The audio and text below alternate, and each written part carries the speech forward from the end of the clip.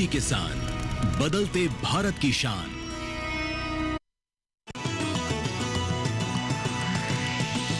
DD किसान, बदलते भारत की शान।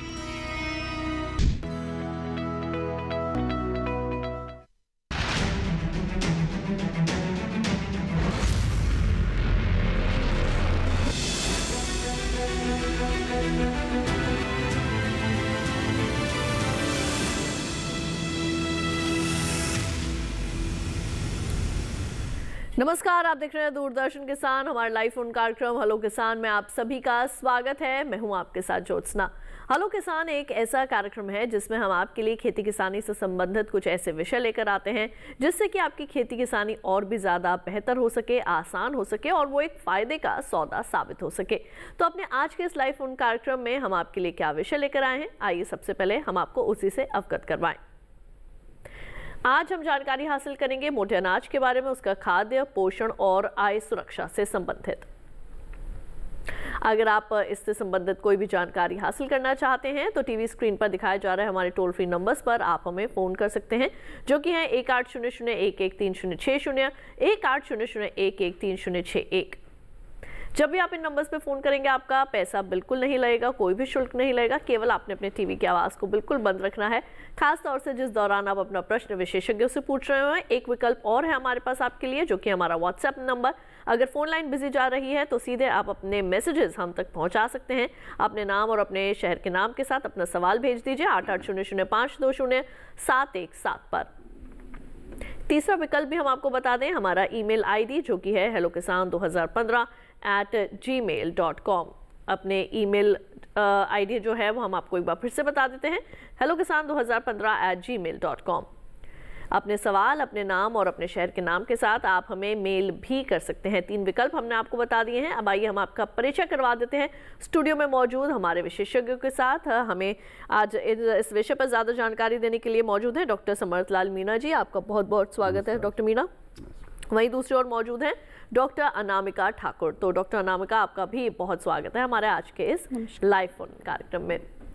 तो आइए कार्यक्रम में जो है वो बातचीत की शुरुआत करते हैं, जानने समझने की कोशिश करते हैं कि जो मोटा अनाज है किस तरीके से हमारे लिए जो है वो अच्छा साबित हो सकता है, किसानों के नज़रिए से भी अगर देखें या फिर अगर हम पोषण के नज़रिए से भी बात करें।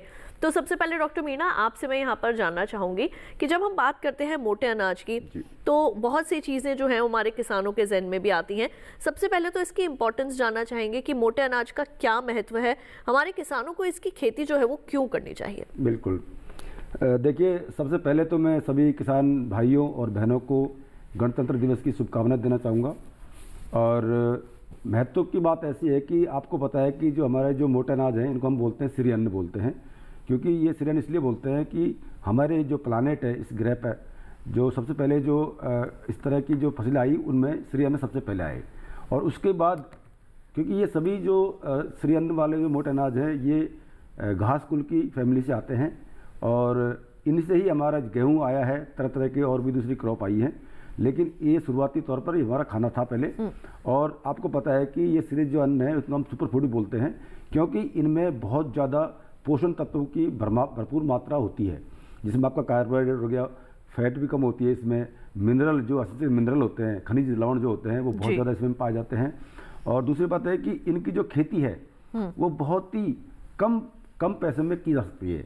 दूसरी बात है कि जो न्यूट्रिशन की बात करता हूँ, पोषण की बात करता हूँ, तो मोटे अनाजों में जो तत्व होते हैं यानी कि उनमें जो गुण होते हैं वो किसी और क्रॉप में नहीं होते हैं। तो ये जो हमारे जो मोटे अनाज हैं इनकी खेती अफ्रीका में, एशिया में, अलग अलग कंट्रियों में इनकी खेती होती है, जिसमें कि भारत सबसे नंबर 1 पर चल रहा है, क्योंकि हमारे देश में इसका जो पैदावार है मोटे अनाजों की वो करीब करीब होती है 17 से 18 मिलियन टन के आसपास।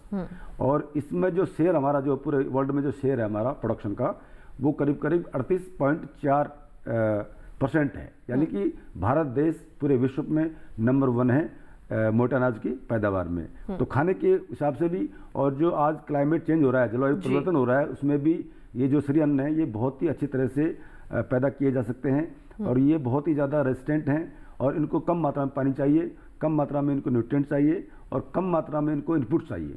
उसके बावजूद भी ये अच्छी पैदावार दे सकते हैं और हमारी जो पोषण सुरक्षा है उसके लिए भी बहुत ही महत्वपूर्ण है। बिल्कुल। वही डॉक्टर अनामिका, आपसे भी अब मैं यहाँ पर ये जानना चाहूँगी, सुपर फूड क्यों है जो हमारे ये मोटे अनाज हैं, इन्हें क्यों सुपर फूड कहा जाता है? आपके नज़रिए से अगर जानना चाहें तो क्या है इसकी इम्पोर्टेंस, खास तौर से अगर हम बात करें न्यूट्रिशन से रिलेटेड, तो क्या बताएंगे? बिल्कुल, इसको हम इसीलिए सुपर फूड कहते हैं क्योंकि इसमें बहुत सारे ऐसे तत्व पाए जाते हैं जो हमारे हेल्थ के लिए बहुत अच्छा होता है। खासकर मैं कहना चाहूँगी महिलाएं, जिनमें कि गर्भवती महिलाएं हैं, जिनमें अक्सर पाया जाता है कि आयरन की कमी हो जाती है, जिस वजह से उन्हें एनीमिया हो जाता है। तो जो ये हमारे मिलेट्स हैं, इनमें बहुत ज़्यादा अमाउंट में आयरन पाई जाती है, जिस वजह से कि और जो छोटे बच्चे होते हैं उनमें भी कैल्शियम और जिंक की मात्रा की ज़रूरत होती है। तो इसमें जिंक और कैल्शियम की मात्रा भी बहुत ज़्यादा पाई जाती है। तो इसीलिए अगर हम न्यूट्रिशन के मद्देनज़र देखें तो मिलेट्स जो है उसका बहुत ज़्यादा हमारे हेल्थ पे अच्छा इफ़ेक्ट है, खासकर महिलाएं और बच्चों के लिए। बिल्कुल।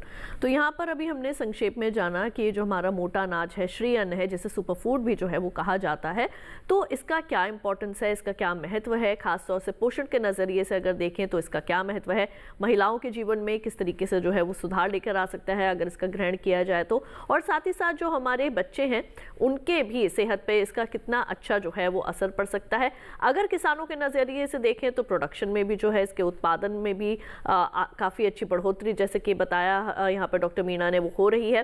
साथ ही साथ और कौन कौन सी ऐसी मुख्य बातें हैं जिनको ध्यान में रखना है, खासतौर से कटाई के बाद भंडारण किस प्रकार से करना है और क्या इसके महत्व हैं, प्रोडक्शन, इसका उत्पादन आप कैसे कर सकते हैं, और इसके लिए मिट्टी जो है वो किस प्रकार की होनी चाहिए, पानी की जो है वो व्यवस्था किस प्रकार की होनी चाहिए, तमाम बातें ज़रूर जानेंगे अपने आज के इस लाइव फोन कार्यक्रम में।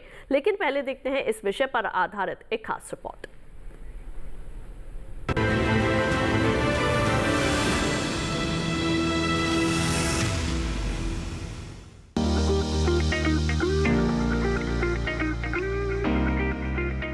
मोटा अनाज, जिसे हम श्री अन्न भी कहते हैं, छोटे दानों वाले अनाजों का एक समूह है जो अपने असाधारण पोषण और अनुकूलनशीलता के लिए जाना जाता है।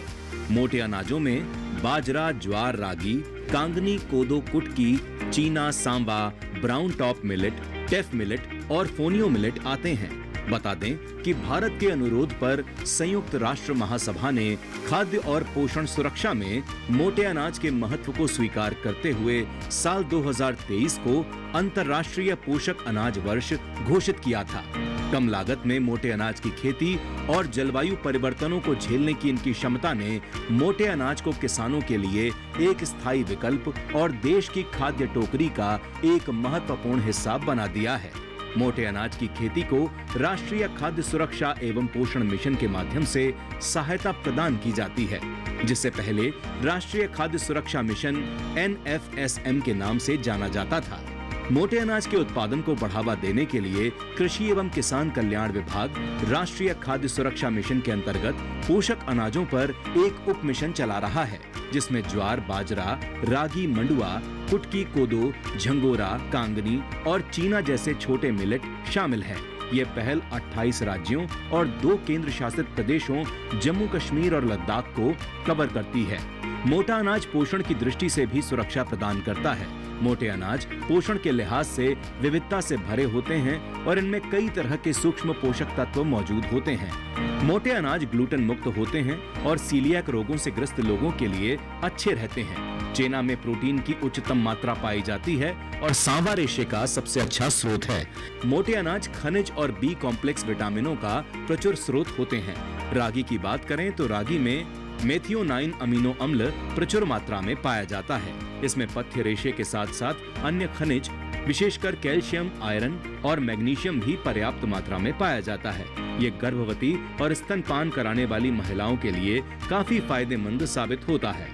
रागी में कैल्शियम की सबसे ज्यादा मात्रा होने के कारण इसका सेवन बढ़ते बच्चों और बूढ़ों में हड्डियों को मजबूती प्रदान करता है। वहीं बाजरे में आयरन और जिंक उच्च मात्रा में पाया जाता है। ऐसे में गर्भवती महिलाओं और स्तनपान कराने वाली महिलाओं के लिए बाजरे को अपने भोजन में शामिल करना अच्छा रहता है। बच्चों को मोटा अनाज खिलाने से वे कुपोषण के शिकार नहीं होते। खाद्य और पोषण सुरक्षा के साथ ही मोटा अनाज आय की सुरक्षा भी देता है। जी हाँ, मोटे अनाजों का प्रसंस्करण करके आप कई तरह के उत्पाद बना सकते हैं और अपनी आय में इजाफा कर सकते हैं। जौ, बाजरा और रागी से बिस्किट, चिप्स और नमकीन बना सकते हैं। ज्वार से चॉकलेट, मफिन्स, पानी पूरी, बर्फी और समोसा बना सकते हैं। तो बाजरे से मुठिया, लड्डू और रागी से बालूशाही और पकौड़ी बनाई जा सकती है। कोदो मिलेट, नूडल्स, ज्वार ब्रेड, ज्वार फ्लेक्स, रागी केक, कोदो मिलेट कुकीज, बाजरा और रागी फ्लेक्स जैसे उत्पाद भी बाजार में उपलब्ध हैं। कुल मिलाकर मोटे अनाजों से बने ये उत्पाद स्वाद और पोषण में तो अच्छे होते ही हैं, साथ ही ये हमारी आय बढ़ाकर हमें आर्थिक सुरक्षा भी देते हैं।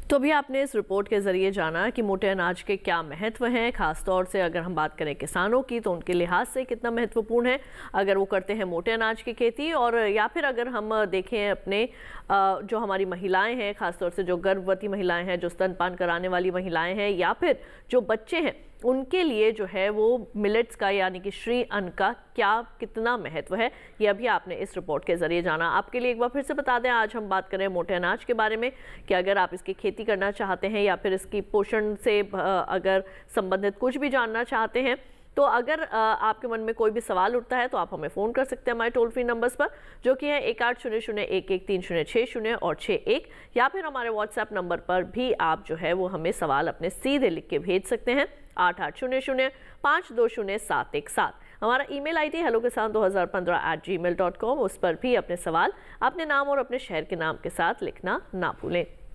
इसके साथ ही आइए बढ़ते हैं आगे। डॉक्टर मीना, अब थोड़ा सा यहाँ पर जो है वो विस्तार से बात करते हैं। जब हमारे किसान अगर श्री अन्न की खेती करना चाहते हैं तो कौन कौन सी ऐसी फसलें हैं जिनका चयन कर सकते हैं? खासतौर से मिट्टी की अगर बात करें तो हमारे देश के हर राज्य की जो मिट्टी है वो अलग अलग है। अगर हम बात करें उत्तर भारत की या फिर दक्षिण भारत की, तो वहाँ की मिट्टी में काफ़ी फ़र्क है। तो देश के कौन कौन से हिस्सों में तो सबसे पहले जानना चाहूँगी मोटे अनाज की खेती की जा सकती है? जी, देखिए, मोटे अनाज की खेती हमारे लगभग सभी राज्यों में की जाती है, और ख़ास बात यह है कि जो ये मोटे अनाज होते हैं ये किसी भी तरह की जो मिट्टी होती है उसमें पनप सकते हैं, उसमें पैदा किया जा सकते हैं। अभी फ़िलहाल मैं बता दूं आपको कि हमारा जो देश है उसमें जैसे राजस्थान है, गुजरात है, कर्नाटका है, तमिलनाडु है और मध्य प्रदेश है, छत्तीसगढ़ है, और भी कई ऐसे राज्य हैं जहाँ पे इनकी खेती होती है, जैसे तेलंगाना है, आंध्र प्रदेश है। तो इनमें मोटे अनाजों की खेती होती है।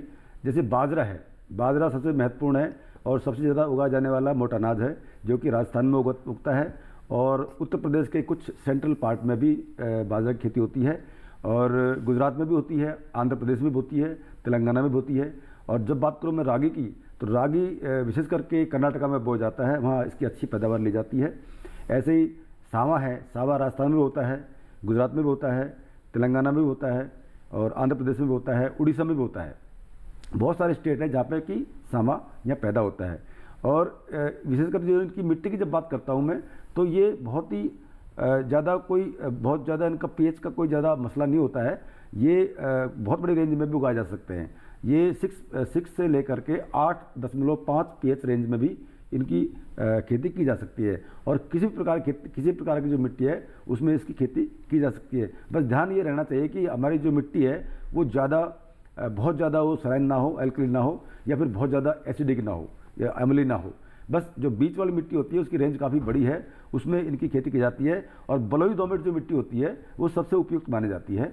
और ऐसी मिट्टी जिसमें पानी ना भरे ज़्यादा, क्योंकि इनको पानी की आवश्यकता कम पड़ती है, लेकिन खरीफ के मौसम में उगाई जाने वाली जितने में हमारी ये मोटे अनाज की जो फसलें हैं उसमें कभी कभार क्या है कि बहुत ज़्यादा बारिश हो जाती है, और बारिश का पानी इतना हो जाता है कि वो खेत में भर जाता है। तो इसमें इसके जो ब्लैक कॉटन सॉइल होती हैं वो इनके लिए सूट नहीं करती हैं, क्योंकि उनमें ड्रेनेज की सुविधा नहीं होती है। तो बलुई दोमट जो मिट्टी है वो सबसे उचित इनके पैदावार के लिए होती है। जी बिल्कुल। तो यहाँ पर आपने जाना कि किस प्रकार की मिट्टी जो है वो अच्छी है अगर आप मिलेट्स की खेती करते हैं, श्री अन्न की खेती अगर आप करते हैं तो किस प्रकार की मिट्टी होनी चाहिए, ये भी आपने जान लिया। अब आइए डॉक्टर अनामिका का हम रुख करते हैं। डॉक्टर अनामिका, आपसे मैं यहाँ पे जानना चाहूँगी, हमारे कितने ही किसान भाई बहन हैं जो कि मिलेट्स की खेती करते हैं। खासतौर से अगर आपसे हम बात करें जो हमारी महिला किसान बहनें हैं, उनका काफ़ी योगदान है खेती के अंदर आज के वक्त में भी। तो अगर फसल जो है हमारी काफ़ी आ गई, नहीं जो है वो बिकवाली के लिए ज़्यादा हो पाई, जो बच गई तो किस तरीके से उसका वैल्यू एडिशन कर सकते हैं, क्या बताएंगे? जो हमारी महिला किसान हैं वो किस तरीके से इसका क्या क्या बना सकते हैं? जी बिल्कुल, इसका सबसे पहले तो आपने सुना होगा कि बाजरे की खिचड़ी ये बहुत ज़्यादा प्रचलन में है। बाजरे की खिचड़ी में बहुत ज़्यादा कुछ नहीं है, जैसे हम नॉर्मल तरीके से बनाते हैं चावल की खिचड़ी, बस वैसे ही बाजरे की खिचड़ी भी बनती है। पर बाजरे की खिचड़ी में बहुत ज़्यादा न्यूट्रिशन होता है, जैसे कि मैंने पहले भी बोला कि आयरन और जिंक बहुत अच्छे से खा सकते हैं। तो ये बात हुई कि अगर बहुत ही सिंपल तरीके से बनाना है तो अब अगर हम आगे बढ़ते हैं तो हमने देखा है कि अब बाजरे के कुकीज़ भी मिलते हैं मार्केट में। तो अगर हम बेकिंग में जाएं तो बेकिंग में बाजरे की कुकीज़ बनती है, बल्कि पिज़्ज़ा के बेस में भी अब बाजरा यूज़ हो रहा है। तो जो हमारी महिला किसान हैं वो ये भी बना सकती हैं। फिर बाजरे की खिचड़ी के साथ हम लोग क्या करते हैं कि बाजरा ज्वार इनको मिला के भी खिचड़ी बनती है, तो कई बार इस तरह की कुकीज़ भी बनती है। उसके बाद आपने सुना होगा कि एक्सट्रूडेड प्रोडक्ट्स होते हैं जैसे कुरकुरे वगैरह, तो वो हम मिलेट बेस्ड कुरकुरे भी बनाते हैं। उसके बाद हमारे IRI में एक टेक्नोलॉजी आई है, हलूर टेक्नोलॉजी, जिसमें कि मिलेट की जब हम रोटी बनाते हैं, बाजरे की रोटी, तो वो उतनी स्मूथ नहीं बनती है।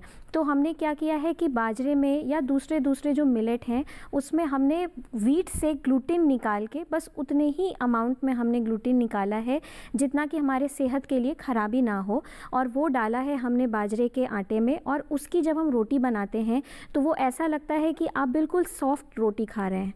तो वैसी भी रोटी बनाई जा सकती है। और छोटे बच्चों के लिए जो उनको अच्छा लगे, टेस्टी लगे, तो उनके लिए बाजरे का केक बनता है, बाजरे की पेस्ट्री बनती है, और फिर वो बाजरे का जो मैंने बोला कि पिज़्ज़ा का बेस बना सकते हैं। तो ये चीज़ें हैं जिससे कि वैल्यू एडिशन हो सकता है। बिल्कुल। तो अभी आपने जाना कि बाजरे से या फिर हम कहें कि श्री अन्न से जो है वो किस प्रकार के वैल्यू एडिशन जो है वो आप कर सकते हैं, और इसके बारे में और भी ज़्यादा कुछ बातें हैं जो हम यहाँ पर ज़रूर जानेंगे। लेकिन अगर इसके बीच अगर आपको लगता है आपके मन में कोई सवाल आ गया है तो आप तुरंत भेजिए, क्योंकि कार्यक्रम में वक्त हो चला है एक छोटे से ब्रेक का। जल्द लौटेंगे वापस, कहीं मत जाइए, देखते रहिए हमारा लाइव फोन कार्यक्रम हेलो किसान।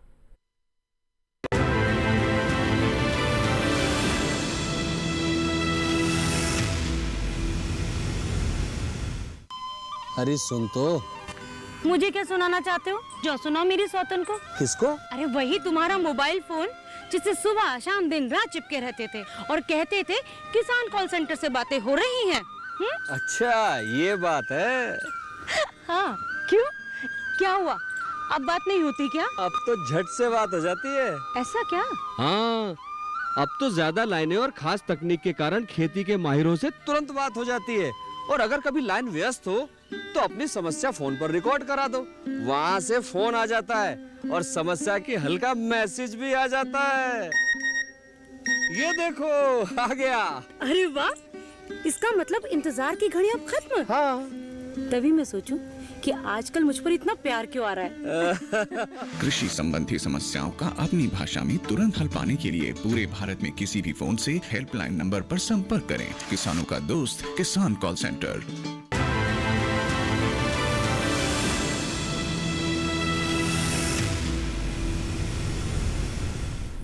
ब्रेक के बाद एक बार फिर आप सभी का स्वागत है हमारे लाइव फोन कार्यक्रम हेलो किसान में, जहां आज हम बात कर रहे हैं मोटे अनाज के बारे में। किस तरीके से वो पोषण से भरपूर होते हैं, किस तरीके से आप उसमें जो है वो वैल्यू एडिशन कर सकते हैं, और क्या कुछ उसके अंदर महत्वपूर्ण बातें होती हैं। ये तमाम चीज़ें जान रहे हैं हम डॉक्टर मीना से और डॉक्टर अनामिका ठाकुर, ये दोनों ही हमारे साथ स्टूडियो में मौजूद हैं। हमारे पहले किसान जो है वो छत्तीसगढ़ से जुड़ चुके हैं फोन लाइन पर। आइए कार्यक्रम में उनका स्वागत करें। Hello hello. मेरा नाम रमन लाल साहू, ग्राम गाड़ी, पोस्ट पखंबा, तहसील कुरुद, जिला धमतरी, छत्तीसगढ़ से हूँ।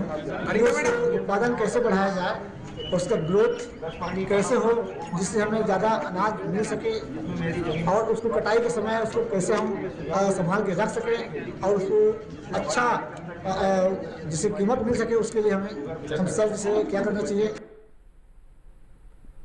जी बिल्कुल। तो यहाँ पर अभी आपने जो रमन लाल जी हैं उनसे उनका जो प्रश्न था वो हमने लिया। यहाँ पे इन्होंने छत्तीसगढ़ से जो है वो एक बाइट के जरिए पूछा था। तो यहाँ पे डॉक्टर मीना क्या बताना चाहेंगे आप? बिल्कुल, इनका जो प्रश्न था वो ये था कि जो अन्न नसरी अन्न जो होते हैं, मोटे अनाज हैं, उनकी खेती वो करना चाहते हैं और करते भी हैं, लेकिन पैदावार कैसे ज़्यादा बढ़ाया जाए, यानी कि उत्पादकता कैसे बढ़ाई जाए, उसकी ग्रोथ कैसे बढ़ाई जाए। तो देखिए, ज़्यादातर आपको पता है कि जो श्री अन्न जो होते हैं, मोटे अनाज होते हैं, हमारे देश में ज़्यादातर खरीफ की मौसम में उगाए जाते हैं। खरीफ के मौसम में बारिश के आधारित जो खेती होती है उसमें इनको उगाया जाता है। तो छत्तीसगढ़ में भी कुछ एरिया है वहाँ पे इनकी खेती अच्छी की जा सकती है। रागी भी कर सकते हैं वहाँ पे, और आपका जो कुटकी है उसका भी आप खेती कर सकते हैं, सांवा भी कर सकते हैं, और बाजरा भी कुछ हद तक कर सकते हैं, और ज्वार भी अच्छे से कर सकते हैं आप लोग। बिल्कुल। तो देखो इसके लिए क्या है ना, आपको सबसे पहले बात है कि आपके जो बीज का चुनाव है वो करना होगा। बहुत अच्छा बीज आपको लेना है, और आपको पता है कि खरीफ सीजन में उगाए जाने से इनका इनका जो बुआई का जो समय होता है वो डिपेंड करता है कि हमारे रेनफॉल कब आती है, यानी कि बरसात कब होती है, शुरू मानसून कब आते हैं।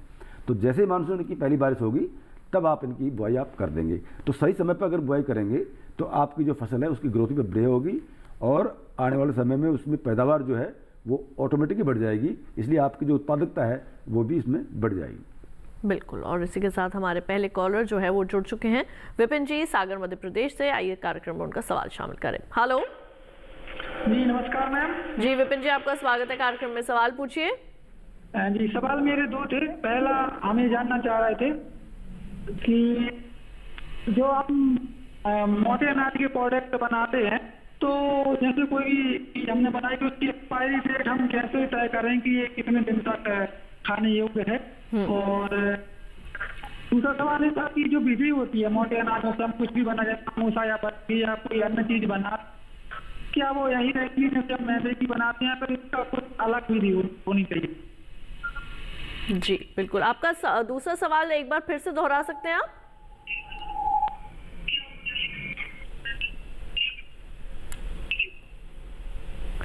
जी विपिन जी, आपने दो प्रश्न किए थे। आपका एक प्रश्न तो बिल्कुल साफ तौर पर जो है वो समझ भी आ गया, सुनाई भी दे पाया है। डॉक्टर अनामिका ये जानना चाहते हैं कि जो भी हम ये मिलेट्स के जो भी वैल्यू एडेड प्रोडक्ट्स बनाते हैं उनकी एक्सपायरी डेट जो है वो कैसे तय करें। और मेरा भी प्रश्न जो है वो यही था अगला आपसे, कि बहुत से प्रिजर्वेटिव्स जो है वो डाले जाते हैं जो हमारी सेहत के लिए भी ठीक नहीं होते। तो अगर हम मिलेट्स का कुछ बनाते हैं तो किस तरीके से ये तय किया जाए, जैसे कि विपिन जी का प्रश्न था कि एक्सपायरी डेट कैसे तय की जाए, और खास साथ के साथ प्रिजर्वेटिव्स किस तरीके से डाले जाते हैं उसमें? बिल्कुल। मैं ये बताना चाहूँगी यहाँ पे कि सबसे बड़ा प्रॉब्लम जो है मिलेट्स के केस में वो है रैंसिडिटी। तो इसको हम लोग सबसे पहले इसको कम करने का जो तरीका है, जो मैंने बोला कि हमारे यहाँ एक हलूर टेक्नोलॉजी हमने किया है, उसको बोलते हैं एक तरह से हाइड्रोथर्मल ट्रीटमेंट। तो हम इसमें क्या करते हैं कि हम इसको हीट ट्रीटमेंट देते हैं, ताकि क्योंकि हर चीज़ में जैसा कि आपको पता होगा कि जो मॉइस्चर कंटेंट होता है, कितनी उसमें मॉइस्चर है, उस बेसिस पे हम डिसाइड करते हैं। तो जब किसी चीज़ में मॉइस्चर, जब हम मिलेट की बात करते हैं तो उसका मॉइस्चर कंटेंट 10% से कम होना चाहिए। तो जब वो 10% से कम कैसे होगा, तो हम अक्सर क्या करते हैं, उसको हीट देते हैं। तो जब हमने कोई भी प्रोडक्ट बनाया तो हम जनरली कोशिश करते हैं कि जो प्रोडक्ट है उसका मॉइस्चर कंटेंट 10% से कम हो। तो ऐसे प्रोडक्ट्स जो हैं आप 1 साल तक भी आप उसको स्टोर करके रख सकते हैं और उनमें कोई ख़राबी नहीं आएगी। अब क्योंकि मिलेट में जैसा कि मैंने बोला कि सबसे बड़ा प्रॉब्लम रैंसिडिटी का है, तो एक इंफ्रारेड टेक्नोलॉजी भी आई है, हमारे IRI में ही वो टेक्नोलॉजी आई है। तो उसमें हम क्या करते हैं कि इंफ्रारेड रेडिएशन देते हैं, जिसको कि हम अमूमन कह सकते हैं कि ड्राइंग टेक्नोलॉजी है, जिससे कि हम वापस से वही कर रहे हैं कि हम इसका जो क्या बोलते हैं मॉइस्चर कंटेंट है वो कम कर रहे हैं। तो इससे क्या हो रहा है कि जब आप इसको रख रहे हैं तो आप कोई भी प्रोडक्ट जिस तरह मैंने बोला कि खिचड़ी बना सकते हैं, तो इसका अगर हम प्री मिक्स पाउडर बनाएं तो उसको हम 6 महीने तक स्टोर कर सकते हैं। उसी तरह जो इनके कुकीज़ हैं उसको हम 6 महीने तक स्टोर कर सकते हैं। तो हमको यहाँ पे ध्यान रखना है कि हम कितने तापमान पे स्टोर कर रहे हैं और कितना मॉइस्चर कंटेंट है। मॉइस्चर कंटेंट 10% से अगर ज़्यादा है तो वो 6 महीने स्टोर हो सकता है, और अगर 10% से कम है तो 1 साल तक हम स्टोर कर सकते हैं। बिल्कुल। तो यहाँ पर विपिन जी, डॉक्टर अनामिका ने आपके प्रश्न का जो है वो उत्तर दे दिया है कि किस तरीके से जो आप तय कर सकते हैं कि किसी प्रोडक्ट की एक्सपायरी डेट क्या हो सकती है और किस तरीके से आप इसको स्टोर कर सकते हैं। और इसके साथ ही आइए बढ़ते हैं आगे। डॉक्टर मीणा, अब आपसे मैं यहाँ पर ये जानना चाहूँगी कि जब हम बात करते हैं मोटे अनाज की, तो मोटे अनाज में कौन कौन सी फसलें आती हैं, उनकी अच्छी किस्मों का चयन जो है वो हमारे किसान कैसे करें? जी, देखिए मोटे अनाज आमतौर पर वैसे तो बहुत सारी फसलें हैं, लेकिन हम लोग जो 8 फसलें हैं उनको हम मोटे अनाज के इसमें दायरे में लाते हैं। उनमें आपका बाजरा हो गया, ज्वार हो गया, रागी हो गया, आपका कोडो मिलेट हो गया, चीना हो गया, और कांगनी हो गई, ये 8 जो बहुत ही महत्वपूर्ण हमारे मोटे अनाज में आते हैं और इनकी खेती हमारे देश में होती है। और जहाँ तक बात है वैरायटीज़ की, वैरायटीज इनकी निकाली है पर बहुत ज़्यादा मात्रा में इनकी वैरायटी अवेलेबल नहीं है। कुछ किसान भाई जो अपनी पुरानी जो कल्टीवर्स हैं उनका ही इस्तेमाल करते हैं। और हमारा जो एक इंस्टीट्यूट है हैदराबाद में, मिलेट्स का इंस्टीट्यूट है, वहाँ पे बहुत सारी वैरायटियाँ अभी निकाली हैं। और विशेष करके जो बाजरा है उसमें तो बहुत सारी वैरायटियाँ निकाल चुके हैं। लेकिन और जो दूसरे वाले मिलेट्स हैं उनमें वैरायटियाँ थोड़ी कम हैं, उनमें जो किस्में हैं, उन्नत किस्में हैं वो कम हैं, लेकिन वो बहुत ही अच्छी किस्में हैं। जब बात करता हूँ बाजरे की, तो बाजरा पूरे देश में होता है और बाजरे की जो हाइब्रिड्स हैं या कंपोजिट वैरायटीज़ हैं वो बिल्कुल आपको हर जगह अवेलेबल होंगी।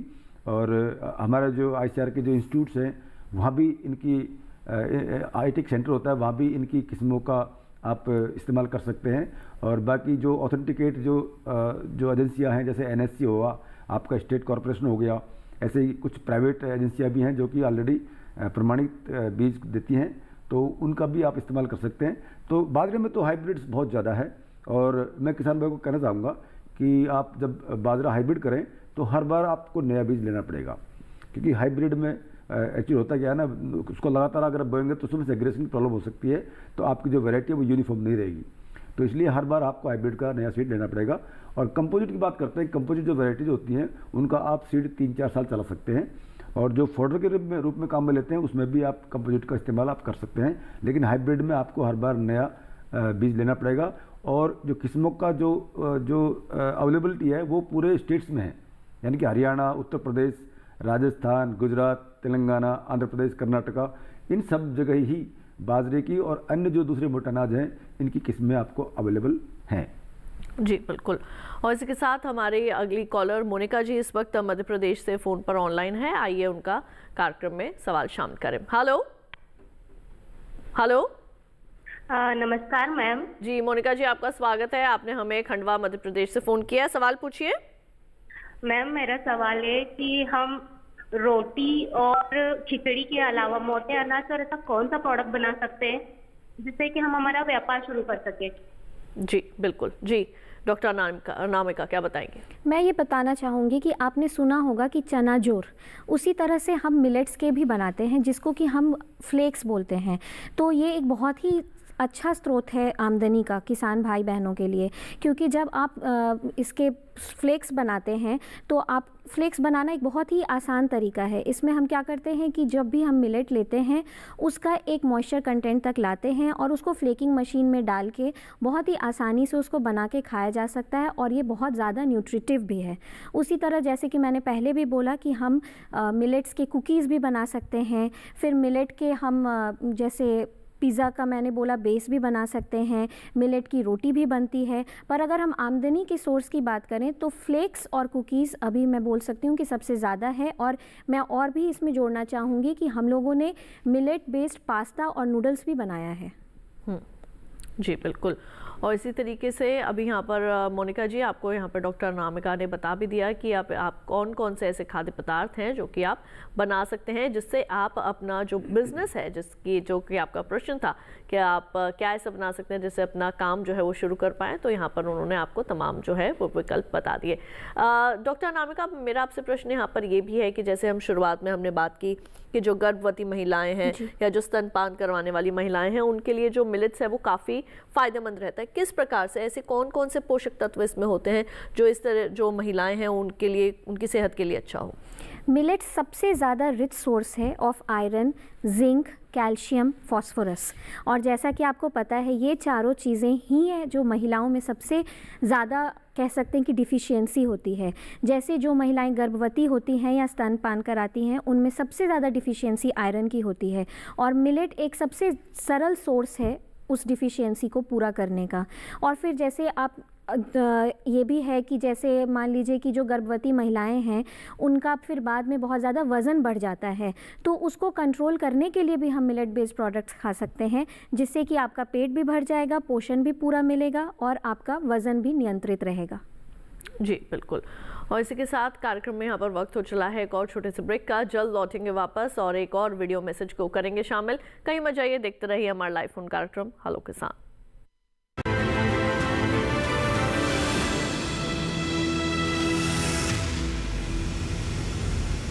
डीडी किसान ने कर ली है तैयारी, यहाँ मिलेगी पशुपालन की हर एक जानकारी। घर आंगन से लेकर व्यवसायिक फार्म तक, मुर्गी पालन से लेकर रेगिस्तान के जहाज तक, बीमारियों से पशुपालक बिल्कुल ना हो परेशान। विशेषज्ञ करेंगे आपकी समस्या का समाधान। देखिए अपना पशु चिकित्सक हर रविवार शाम 6:30 बजे दूरदर्शन किसान पर।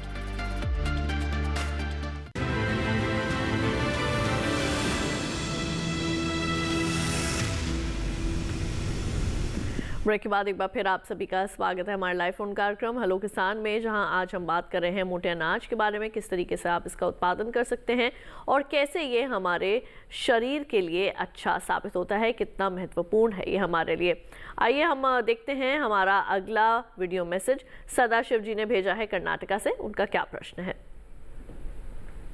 मेरा नाम सदाशिव सिंधु, कर्नाटक बागलकोट डिस्ट्रिक्ट जमखंडी तालुक तुंगल गांव से आया हूँ। मैं कंगनी उगाता हूँ। ये कंगनी उगाने के बाद इसके बाद प्रोसेसिंग क्या है और मोरल वैल्यू एडेड एडिशन इसका क्या है और मार्केटिंग का क्या है, इससे किसान को लाभ कैसा हो जाएगा, ये मैं आगे का उगा सकता क्या, लाभ होएगा तो आगे उगा सकता है क्या, आप बताइए। तो जी डॉक्टर मीणा क्या बताना चाहेंगे आप? देखिए ये कंगनी उगाते हैं और कर्नाटका में बहुत ज़्यादा एरिया में कंगनी बोते हैं लोग, जिसको हम बोलते हैं कांगनी बोलते हैं देसी भाषा में। और ये भी एक बहुत ही बड़ा मेडिसिन प्लांट के रूप में इसको उगाते हैं।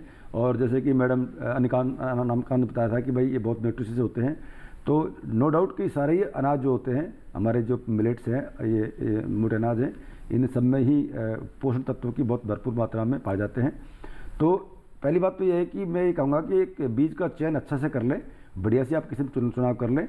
और कर्नाटका की जो मिट्टी है वो बहुत ही सुटेबल है कांगनी उगाने के लिए, तो उनको सही समय पर बोना है और उनकी रेख देख करनी है। कई बार क्या है ना, किसान में मैं देखता हूँ कि वो खरीफ में जो बोई जाने वाली जो फसलें हैं उनकी केयर नहीं करते, कम करते हैं। जैसे उसमें कई बार खरपतवार भी आते हैं और कुछ मैनेजमेंट प्रैक्टिस होती है, उनको भी देखना पड़ता है। लेकिन खरीफ में उगाई जाने वाली ज़्यादातर जो, स्पेशली मैं बात करूँ मोटे अनाज की, उसमें किसान भाई ज़्यादा ध्यान देते नहीं है और उसमें कोई पानी का प्रबंधन कैसा है, कैसे ड्रेनेज सिस्टम है, उसको भी देखना पड़ेगा। तो सही समय पर बुआई करें, सही मिट्टी का चयन करें और सही समय पर बुआई करके और उसमें आप देख रेख अच्छी करेंगे, यानी कि एक बार निराई गुड़ाई भी करना पड़ेगा, क्योंकि बहुत सारे वीड्स आते हैं खरीफ में, क्योंकि बारिश अच्छी होती है तो हमारी मिट्टी में बहुत सारे वीड्स आ जाते हैं, खरपतवार आ जाते हैं, जो कि हमारी जो क्रॉप को नुकसान पहुंचाते हैं। तो एक बार तो वीडिंग करना बहुत ज़रूरी है। और दूसरा बात है कि मिट्टी की पहले जांच करवा लें कि इसमें कोई पोषक तत्व की कमी तो नहीं है। कई बार क्या होता है ना, हम लोग ध्यान देते नहीं है और हम सोचते हैं कि चलो ये तो मोटा अनाज ये आराम से उग जाएगा, लेकिन अगर कोई भी एक तत्व अगर कम रह गया, उसकी जो मात्रा कम हो गई, तो हमारी जो फसल है उसकी ग्रोथ अच्छी नहीं होगी, उसका विकास अच्छा नहीं होगा, तो हमारी वो पैदावार भी अच्छी नहीं होगी। तो मिट्टी की जाँच करवा लें, सारे पोषक तत्व सही मात्रा में होनी चाहिए और सही समय पे आप उसकी जो प्रबंधन क्रिया है वो अडोप्ट करेंगे तो आपका उत्पादन बढ़ेगा। और दूसरा जो उन्होंने प्रश्न पूछा है वो वैल्यू एडिशन पूछा है, तो मेरे ख्याल से डॉक्टर अनामिका जी बेटर बता पाएंगे। बिल्कुल। तो जैसा कि सबसे पहला तो सबसे आसान तरीका है कि हम खिचड़ी बना सकते हैं। दूसरा मैंने बोला कि फ्लेक्स, इसके तो फ्लेक्स बहुत ही अच्छे बनते हैं, बहुत ही क्रंची बनते हैं और इसको बनाने का भी तरीका बहुत ही सरल है कि पहले इसको सोक कीजिए, उसके बाद ड्राई कीजिए, फ्लेकिंग मशीन में डालिए। और फ्लेकिंग मशीन कुछ नहीं है, फ्लेकिंग मशीन है कि बस 2 रोलर को साथ में रख दीजिए, तो उसको आसानी से किसान भाई अपने घर में भी बना सकते हैं और फ्लेक्स बन सकते हैं इसके। फिर तीसरी चीज़ है कि इसके कुकीज़ बन सकते हैं। कुकीज़ बनाने का भी तरीका बहुत सरल है, बस इसके फ्लावर बना देना है और उसके बाद उसमें जो भी मिलाना चाहे तो गुड़ मिला सकते हैं अगर बहुत हेल्दी बनाना है तो। उसके बाद इसका नूडल्स बना सकते हैं, क्योंकि नूडल मेकिंग मशीन भी आती है, बहुत छोटी सी मशीन आती है, तो ये वैल्यू एडेड प्रोडक्ट्स हम बना सकते हैं। बिल्कुल। हमारे अगले कॉलर इंदर सिंह जी उज्जैन मध्य प्रदेश से मौजूद हैं फोन लाइन पर। आइए उनका सवाल है। Hello hello hello Inder Singh ji, आपका स्वागत है हमारे कार्यक्रम में। अपने सवाल पूछिए, क्या जानना चाहेंगे आप? नमस्कार मैम, मैं एक प्रगतिशील कृषक हूँ, रेडियो दस्तक में एंकरिंग भी करते हैं, खेतीबाड़ी कार्यक्रम चलाते हैं उज्जैन से। और मैं पूरे देशवासियों को जो है गणतंत्र दिवस की शुभकामनाएं देता हूँ पहले तो। जी आपको भी। हाँ, और मेरा प्रश्न ये है कि मिलेट्स में कौन कौन से अनाज को अपन शामिल करते हैं और इनके प्रसंस्करण से क्या क्या उत्पाद बना सकते हैं, मतलब कितने प्रकार के मिलेट्स है। मैंने भी प्रोग्राम किया था मिलेट्स पर 8 प्रकार के है शायद, तो मैंने थोड़ा कंफर्म करना चाह रहा हूँ। जी, तो कितने प्रकार के मिलेट्स हैं और इनसे क्या क्या बना सकते हैं अनामिका जी? दूसरा मैं एक और सर से मीणा जी से मेरा प्रश्न है कि किसानों को पूसा से कैसे जुड़े ताकि वो वहाँ आए, आपके मेले लगते हैं या वहाँ की जानकारी, अच्छे अच्छे बीज हमें मिले। जी बिल्कुल, तो पहले अनामिका जी आप बताइए, फिर उसके बाद मीणा जी से लेते हैं प्रश्न। बिल्कुल बिल्कुल। तो बहुत जैसा कि 8 प्रकार के मेजर तरीके के मिलेट्स होते हैं और उसमें सबसे ज़्यादा हमने जो काम किया है या जिस पे सबसे ज़्यादा प्रोडक्ट हम बनाते हैं वो है बाजरा और ज्वार। और उसमें जैसे कि मैंने बोला कि बाजरा के बहुत सारे प्रोडक्ट्स बन सकते हैं, जैसा कि फ्लेक्स हो गया, फिर आपके कुकीज़ हो गए, फिर आपके अलग अलग तरीके के एक्सट्रूडेड प्रोडक्ट्स हो गए, फिर आपका अलग अलग तरीके का बैटर हो गया, यहाँ तक कि अब हम लोग प्री मिक्स पाउडर भी बनाते हैं जिससे कि हम डोसा और इडली भी बना सकते हैं बाजरा बेस्ड। जी बिल्कुल। वहीं डॉक्टर मीणा आप क्या बताना चाहेंगे, किस तरीके से पूसा से जो है वो किसान जुड़ सकते हैं और जिस तरीके से कृषि मेले लगते हैं उनके साथ कैसे आगे बढ़ सकते हैं किसान? बिल्कुल बिल्कुल। देखिए, आपको पता है कि भारतीय कृषि अनुसंधान संस्थान जो है जो पूरे देश में बहुत बढ़िया तरीके से अपना काम कर रहा है और देश के किसानों के लिए भलाई का काम कर रहा है। तो हर साल हम लोग एक किसान मेला, पूसा कृषि मेला करते हैं और इसकी जो डेट्स होती हैं वो लगभग या तो लास्ट वीक ऑफ फरवरी या फर्स्ट वीक ऑफ मार्च होता है। और अभी जो हमारा मेला है वो 25, 26, 27 को है। तो अभी फरवरी में मेला होगा और 25, 26, 27 को ये मेला लगेगा, जहाँ पे कि किसान भाई वेबसाइट पे देख सकते हैं, हमारे आयरा की जो वेबसाइट है उस पर देख सकते हैं। और हमारे बहुत सारे प्रोग्राम चलते हैं, हमारा यूट्यूब चैनल भी चल रहा है आयरा का, और वहाँ से भी कॉन्टेक्ट कर सकते हैं। और हमारे जो लाइन्स हैं वो भी जुड़ी हुई होती हैं, एटिक सेंटर है, वहाँ पर भी फ़ोन नंबर होते हैं। तो आप आजकल गूगल का ज़माना है तो लोग बिल्कुल किसान भाई देख सकते हैं, आयरे नाम डालिए, आप आयरे का वेबसाइट खोलिए, वहाँ पर आपको सब संपर्क कॉन्टैक्ट नंबर सब मिल जाएंगे आपको। और क्या चल रहा है आयरे में, क्या नया कुछ हो रहा है, कब कब कौन इवेंट हो रहा है, ये सब पता आप कर सकते हैं। और मैं बिल्कुल किसान भाइयों से अनुरोध करना चाहूँगा कि इस बार जो मेला है वो बहुत ही शानदार होने वाला है। तो सभी किसान भाइयों से अनुरोध है कि पूरे देश से, हर एक राज्य से किसान भाई आएँ और हमारे जो मेला है उसको बिल्कुल आप बिल्कुल उसका वो बनाइए बहुत बढ़िया, कि एक बहुत ही जोरदार मेला भरे और सभी किसान भाइयों को फ़ायदा हो। क्योंकि इस मेले में आपको प्रदर्शनी देखने को मिलेंगी। दूसरी बात है कि इसमें आपको बीज भी मिलेंगे, अच्छी गुणवत्ता के उन्नत किस्म के बीज भी हम यहाँ वितरण करते हैं, जिसमें चावल सबसे ज़्यादा महत्वपूर्ण है। क्योंकि बहुत किसान भाई बासमती राइस करते हैं और बासमती की जो वैरायटीज़ है हमारी आयरे की पूरे देश में फैली हुई है, पूरे वर्ल्ड में फैली हुई हैं और इनका निर्यात भी होता है। तो इसलिए हमारे किसान भाई ज़्यादातर पंजाब, हरियाणा, उत्तर प्रदेश, यहाँ के किसान भाई बहुत ज़्यादा आते हैं और चावल की जो किस्में हैं, उन्नत किस्में, उनको ले जाते हैं। तो मैं इन किसान भाइयों को भी कहना चाहूँगा कि आप आइए, फरवरी में मेला है, मैंने बता दिया, और आप आइए, आपका स्वागत है और मेले का आप आनंद लीजिए। जी बिल्कुल। वही डॉक्टर मीणा, अब आपसे मैं यहाँ पर ये भी जानना चाहूँगी, हमने ये जान लिया कि कौन कौन से अच्छे, मतलब इनके क्या फ़ायदे हैं, किस लिए महत्वपूर्ण होते हैं जो श्री अन्न होते हैं। अब यहाँ पर आपसे जानना चाहेंगे कि हमारे किसानों ने इसकी फसल ले ली, अब अगर जब वक्त आता है कटाई के बाद इसके भंडारण का, तो भंडारण जो है वो बहुत ही महत्वपूर्ण है, जिससे कि फसल को किसी प्रकार का नुकसान ना हो।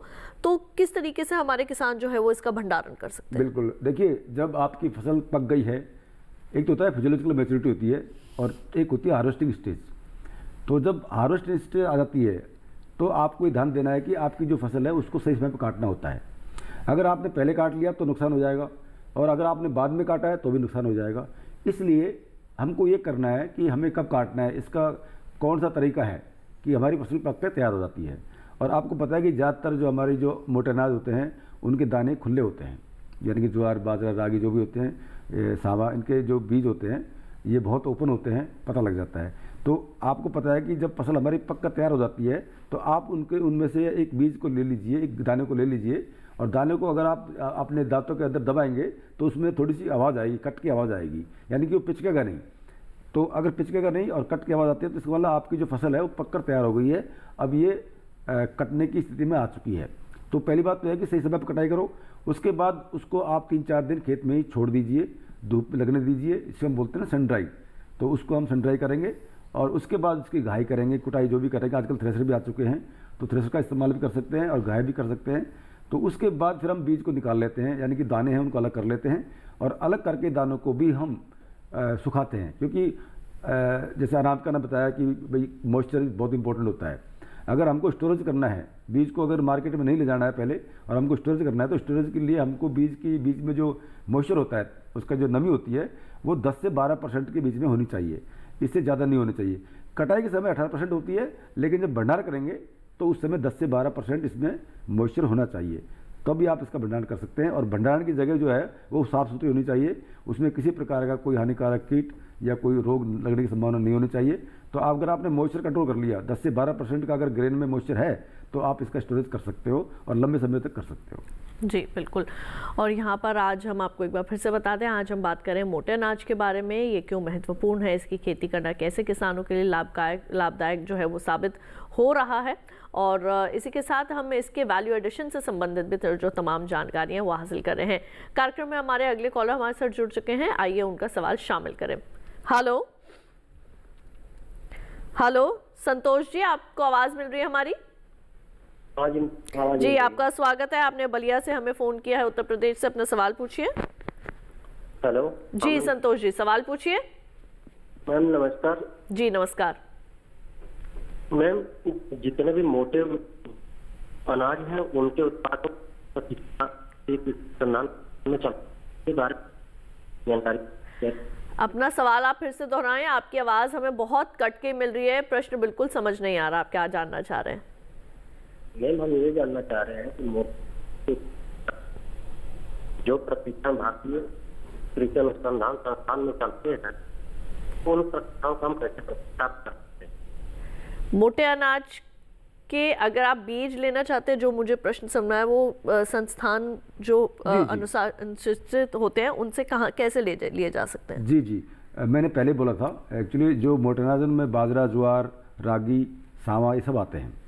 तो जो बाजरा ज्वार है उनकी आपको वैरायटी बहुत ज़्यादा मिल जाएंगी उनमें, क्योंकि बहुत सारी किस्में हमने पैदा की हुई है और इनकी जो अवेलेबिलिटी है वो हमारे ICAR के इंस्टीट्यूट में भी होती है, लगभग सभी इंस्टीट्यूट में मिल जाते हैं। और जैसे कि मैंने पहले बोला था कि एक मिलेट का हमारा अलग से इंस्टीट्यूट है जो कि हैदराबाद में है, वहाँ से भी आप ले सकते हैं।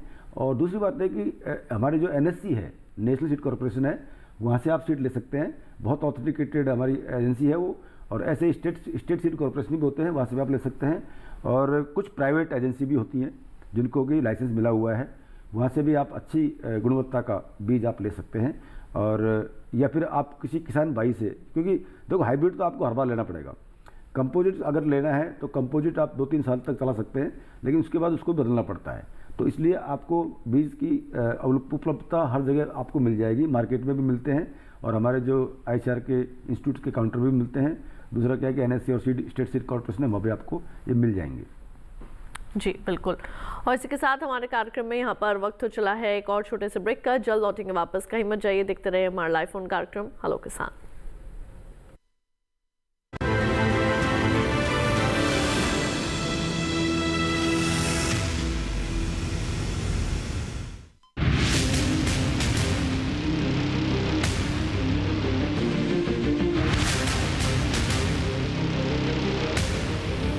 जब तपती है धरती, सूरज उगलता है आग, ठंड में जब सर्दी जमा देती सबके हाल, सब छुप जाते अपने अपने घरों में, तब बाहर निकलता सिर्फ एक इंसान, भरने के लिए हम सबका पेट, खून को पसीने की तरह देता बहा, थक जाता, झुलस जाता, हो जाता बीमार, तब उसकी सेहत का ध्यान रखता सिर्फ DD किसान।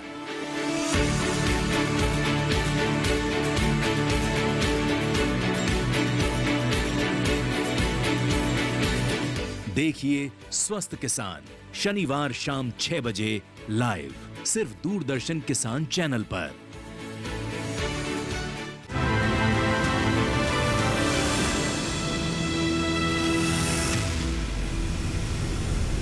ब्रेक के बाद एक बार फिर आप सभी का स्वागत है हमारे लाइव फोन कार्यक्रम हेलो किसान में, जहां आज हम बात कर रहे हैं मोटे अनाज की, वो क्यों महत्वपूर्ण है, किस तरीके से आप उसकी खेती कर सकते हैं और हमारे शारीरिक जो हमारा डेवलपमेंट है उसके लिए वो कितना ज़रूरी है। हम आइए शामिल करते हैं अगला वीडियो मैसेज तृप्ति पंत जी का अल्मोड़ा से।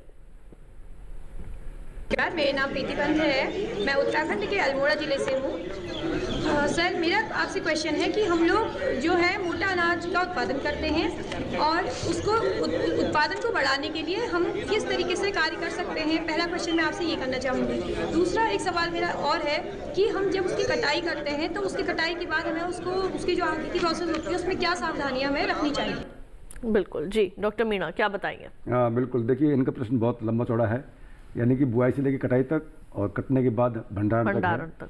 तो देखिए मैंने बताया कि पहली बात तो यह है कि मिट्टी जो है ना वो अच्छी होनी चाहिए। बलुई दोमट मिट्टी है ना, इसलिए बहुत अच्छी मानी जाती है।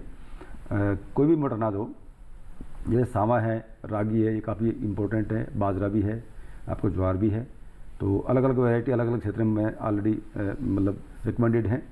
तो जब आप बीज सही मात्रा में डालेंगे, एक तो क्या है बीज का चुनाव सही कर लिया, और दूसरा क्या है कि बीज की जो मात्रा होती है वो 8 से लेकर के 10 किलोग्राम तक प्रति हेक्टेयर तक होती है। तो ज़्यादा बीज नहीं डालना है, और उसकी स्पेसिंग जो होती है वो उसको प्रॉपर मेंटेन करना है। फिर बाद में क्या है कि इसमें पानी ना भरने पाए, क्योंकि खरीफ के सीजन में पानी बहुत बरसता है, बारिश होती है। तो उस समय अगर हमारे किसान भाइयों के खेतों में अगर पानी भरा रहेगा तो ये फसल को नुकसान करेगा। तो इसलिए प्रॉपर ड्रेनेज, यानी कि जो पानी का निकास जो है बहुत ही संयोजित रहना चाहिए। और फिर क्या है कि इसमें आपको देखना होगा कि जो न्यूट्रिएंट मैनेजमेंट है वो बड़ा एस्पेक्ट है। कई बार क्या है ना, हम सोचते हैं कि चलो ये बिना कुछ दिए ही हो जाएगा। अगर आपको पैदावार बढ़ानी है तो आपको न्यूट्रिएंट का मैनेजमेंट करना होगा। उसमें आपको नाइट्रोजन बहुत इंपॉर्टेंट है, फास्फोरस भी है और पोटास भी है। अगर आपकी मिट्टी में ये जो तत्व हैं सही मात्रा में हैं तो कोई आवश्यकता नहीं बांस डालने की, लेकिन अगर कम है तो आपको ऐड करना पड़ेगा। और जो अगर इसमें ऐड करेंगे तो आपकी पैदावार डेफिनेटली बढ़ेगी। और विशेष करके जो आपके जो माइक्रो न्यूट्रिएंट्स हैं, यानी कि जो सूक्ष्म तत्व जो होते हैं, अगर उनकी मात्रा प्रॉपर है तो आपका प्रोडक्शन बढ़ेगा। अगर एक भी कम हुआ तो प्रोडक्शन घट जाएगा। तो इसलिए मिट्टी की जांच करा करके और आप जो पोषक तत्व हैं उनका प्रबंधन करिए। और फिर बाद में ये देखिए कि आपकी जो फसल है उसमें कोई हानिकारक कीट या फिर उसमें कोई रोग तो ना लगा हो। तो इसलिए आप उसकी देखभाल करते रहें और सही समय पर कटाई करें। और फिर कटाई करने के बाद मैंने पहले बताया था कि कटाई कब करनी है, कैसे करनी है, फिर उसके बाद आपको भंडारण कैसे करना है। तो ये सब डिपेंड करता है कि आपका जो दाना है, हमारे मोटा अनाज की जो फसल का दाना है उसमें मॉइस्चर कितना है, यानी कि उसमें नमी की मात्रा कितनी है। जब हम कटाई करेंगे तो उस समय 18% के आसपास मॉइस्चर होना चाहिए, उससे ज़्यादा नहीं होना चाहिए। और जब हम इसकी घाई करके कटाई करके जो उसकी मतलब हार्वेस्टिंग थ्रेसिंग कर लेते हैं, उसके बाद जब दाना हमको स्टोर में डालना होता है तो उससे पहले हम इसको सुखाते हैं, सन ड्राई करते हैं। तो उस समय दाने में जो नमी की मात्रा है वो 10 से 12% होनी चाहिए, इससे ज़्यादा नहीं होनी चाहिए, नहीं तो आपका जो पैदावार है वो स्टोरेज में ख़राब हो सकता है। जी बिल्कुल। तो यहाँ पर आपने ये भी जान लिया तृप्ति जी, आपने अल्मोड़ा से अपना वीडियो मैसेज हमें भेजा था और डॉक्टर मीणा ने आपको काफ़ी जो है यहाँ पर बातें आपको समझा दी हैं आपके सवाल से संबंधित। यहाँ पर डॉक्टर अनामिका मैं आपके पास आना चाहूँगी, क्योंकि आपके साथ हम बात कर रहे हैं वैल्यू एडिशन के बारे में, साथ ही बात हो रही है न्यूट्रिशन की। तो जो हमारी महिला किसान बहनें होती हैं वो काफ़ी हार्ड वर्किंग होती हैं, और क्या जब वो प्रसंस्करण करें तो क्या किसी तरीके की मशीनों का भी इस्तेमाल किया जा सकता है, या जो भी वैल्यू एडेड प्रोडक्ट्स होते हैं वो ज़्यादातर हाथ से ही बनाए जाते हैं? जी, बहुत अच्छा सवाल है आपका। कुछ तो प्रोडक्ट्स हैं जो हम हाथ से बना सकते हैं, लेकिन जैसा कि आपको पता है कि अगर हम हाथ से बनाएंगे तो समय बहुत ज़्यादा लगेगा। तो इसलिए कुछ छोटे छोटे मशीनरी हैं जो हमने अपने संस्थान में डिज़ाइन किए हैं, जो मैं आग्रह करना चाहूँगी हमारी महिला किसानों से कि वो आएँ और देखें। तो ये छोटे मशीन्स में सबसे पहली मशीन का मैं नाम लेना चाहूँगी, वो है नूडल मेकिंग मशीन, जो कि बहुत ही छोटा है और घर में कोई भी इसको आसानी से रख सकता है और बना सकता है। उसके बाद दूसरी मशीन जो है वो है ड्राइंग मशीन। ये हम इसलिए रखते हैं कि जैसा कि मैंने बोला कि अगर हमको मोटे अनाज को ज़्यादा समय तक के लिए स्टोर करना है तो हम उसमें ड्राई कर सकते हैं। तीसरी मशीन है एक्सट्रूडेड मशीन। अगर हम एक्सट्रूजन वाली मशीन को रखते हैं तो उससे हम अलग अलग तरीके के मोटे अनाज के चिप्स और कुरकुरे जैसे प्रोडक्ट्स बना सकते हैं। फिर है फ्लेकिंग मशीन, फिर है steaming machine, roasting machine, microwave oven. ये कुछ मशीनरी हैं जिनको अगर हमारी महिला किसानों ने रखा तो वो कम समय में काफ़ी ज़्यादा प्रोडक्ट बना सकती हैं, जो कि उनके एक आमदनी का सोर्स भी हो सकता है। जी बिल्कुल। यहाँ पर डॉक्टर मीणा, अब आपसे मैं जानना चाहूँगी, जब हम किसी भी फसल की खेती की बात करते हैं तो ज़्यादातर जो हमारे किसान हैं उनके जहन में एक प्रश्न ये भी आता है कि इनमें कौन से रोग, कौन से कीट लगने का जो है वो आशंका रहती है। तो क्या जो हमारे श्री अन्न है इनमें भी किसी तरीके के रोग और कीटों का जो है वो प्रकोप हो सकता है? बिल्कुल हो सकता है, लेकिन उस मात्रा में नहीं जितनी मात्रा में हमारे गेहूँ में होता है, चावल में होता है और फसलों में होता है। इस मामले में हमारे जो श्री अन्न है वो काफ़ी अच्छे हैं, मतलब काफ़ी रेजिस्टेंट हैं। लेकिन कभी कभार क्या है कि कोई रोग आ भी सकते हैं और वो किसी भी स्टेज में आ सकते हैं। तो इसके लिए मैं किसान भाइयों को कहना चाहूँगा कि आप ये नहीं मान के चले कि हमारी फसल में कोई हानिकारक कीट या रोग नहीं आएगा, कभी कभी आ सकता है। तो उसके लिए मैं सबसे पहले आपको सलाह देना चाहूँगा कि जब भी आप बीज बोएं उससे पहले बीज का आप उपचार ज़रूर करें, क्योंकि कई रोग ऐसे होते हैं वो नियंत्रण नहीं होते हैं, बाद में आने के बाद उनका कंट्रोल करना बड़ा मुश्किल होता है। तो इसलिए जब बीज बोए तो बीज को उपचारित जरूर कर लें। और बीज उपचारित के लिए आपको करना क्या है, आपको लेना है कार्बेंडिजम, एक वो आती है फफूंदीनाशक दवा है, उसको आप उसमें मिला लीजिए, पाउडर आता है, आप बीज में मिला लीजिए। तो 1 किलोग्राम बीज के लिए 2 ग्राम जो पाउडर है कार्बेंडिजम का वो पर्याप्त होता है, उसको आप मिला लीजिए। उसके बाद एक कोई भी कीटनाशी, जैसे कि आपको पता है कि एक इमिडाक्लोप्रिड नाम की दवा होती है, वो क्या है कि लगभग सभी जो हानिकारक कीट हैं उनके लिए ठीक रहती है। लेकिन अगर कहीं कहीं कोई दीमक का प्रकोप ज़्यादा होता है किसी किसान भाई के एरिया में या किसी स्टेट में, तो वहाँ पे आप क्लोरोपायरिफॉस का भी इस्तेमाल आप कर सकते हैं। तो इसकी जो मात्रा होती है वो 3 से लेकर 4 ml प्रति किलोग्राम बीज के हिसाब से होती है। और उसके बाद आजकल बायो फर्टिलाइज़र का इस्तेमाल भी होता है, तो आप बायो फर्टिलाइज़र भी ले सकते हैं, जैसे एजोटोबैक्टर है, एजोस्पेरलम है, वो भी आप काम में ले सकते हैं। जैसे बाजरा के किस्म में बता दो आपको, एजोस्पेरलम जो होता है उसको आप ले सकते हैं। तो बायो फर्टिलाइज़र यूज करने से क्या है कि आपकी जो यूरिया की मात्रा है वो कम हो सकती है, क्योंकि आजकल हम लोग बात करते हैं ऑर्गेनिक फार्मिंग की, और जो प्राकृतिक खेती है उसमें बिल्कुल ये हमारे जो श्री अन्न है वो बहुत ही फिट है। और अगर नेचुरल फार्मिंग कोई किसान भाई कर रहा है तो उसको तो बायो फर्टिलाइज़र का इस्तेमाल करना ही चाहिए। और उसके बाद फिर बाद में कोई भी इस तरह की जो एलिमेंट है उसको आप उसमें मिला सकते हैं, जैसे कि कोई माइक्रो न्यूट्रिएंट की कमी हो सकती है तो उसको आप मिला सकते हैं। तो जैसे कई बार आयरन की कमी हो जाती है, कई बार जिंक की कमी हो जाती है, तो उस समय आप खेत के जब बुआई करेंगे तो उस समय आप इसका भी इस्तेमाल आप कर सकते हैं। तो यूँ करके इस तरह से आप कर साधन बरतेंगे तो आपके जो खेत है, आपकी जो फसल है उसमें हानिकारक कीट या कोई डिजीज या कोई रोग लगने की संभावना लगभग नील हो जाएगी। बिल्कुल। और वहीं चलते चलते डॉक्टर अनामिका, आपसे मैं जानना चाहूँगी, क्या कुछ और आप बताना चाहेंगी इसके पोषण या फिर न्यूट्रिशन से संबंधित या वैल्यू एडिशन से संबंधित किस प्रकार का और महत्व रखते हैं हमारे श्री अन्न? बिल्कुल, मैं एक और चीज़ ऐड करना चाहूँगी कि जैसे कि मैंने बताया कि मोटे अनाज के हम बहुत सारे प्रोडक्ट बना सकते हैं, पर ये तो बात थी कि सिर्फ अगर हम मोटे अनाज का ही अगर करें, पर मैं ये भी कहना चाहूँगी कि हम आजकल बहुत फोर्टिफाइड प्रोडक्ट्स भी बनाते हैं। जैसे अगर हम चाहें तो बाजरा और राइस का मिला के भी प्रोडक्ट बना सकते हैं, उसी तरह बाजरा और वीट का या ज्वार और वीट के प्रोडक्ट्स बना सकते हैं, जिससे कि थोड़ा सा टेस्ट अच्छा हो जाए, जिससे जो हमारे बच्चे हैं वो उसको खा सकें और उनमें वो तत्व जाएं जो हमारे मोटे अनाज में पाए जाते हैं। जैसे कि केक मैंने बोला, तो अगर आप सिर्फ बाजरे का बना रहे हैं या सिर्फ ज्वार का, तो शायद उसका स्वाद उतना अच्छा ना लगे जितना कि अगर हम उसमें वीट भी ऐड कर दें तो लगे।